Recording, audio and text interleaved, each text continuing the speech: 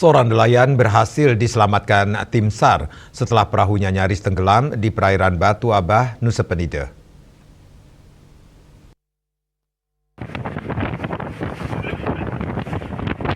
Awalnya seorang nelayan dikabarkan hilang saat melaut di seputaran perairan Batu Abah, Nusa Penida. Korban bersama rekannya berangkat melaut sekitar pukul 4 WITA, namun kurang lebih pukul 15.30 WITA perahu atau jukung terlihat sudah dalam posisi setengah tenggelam. Rekan korban yang melihat kondisi tersebut tidak berani melakukan pencarian karena bahan bakar sudah menipis dan meminta bantuan nelayan lainnya. Kantor Pencarian dan Pertolongan Denpasar dari TNI AL Pos Nusa Penida yang mendapat informasi langsung menindaklanjuti. Identitas korban diketahui bernama Imade Sunia, 42 tahun, warga dusun Karangsari, Desa Suwana, Kecamatan Nusa Penida, Kabupaten Klungkung. 5 personel dari unit siaga SAR Nusa Penida menggunakan rigid inflatable boat atau RIB dan dibantu 2 unit cukung nelayan lainnya melakukan pencarian. Saat itu di lokasi terjadi hujan ringan dan ketinggian ombak 0,5 meter hingga 1 meter. Sekitar pukul 18.10 WITA akhirnya korban berhasil ditemukan di perairan Batu Abah, Kecamatan Nusa Penida,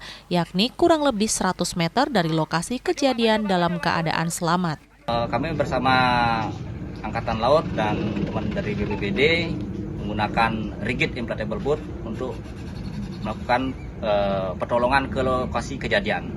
Setibanya di sana, kami sudah melihat kondisi jukung yang dipakai untuk melaut itu dalam kondisi setengah tenggelam.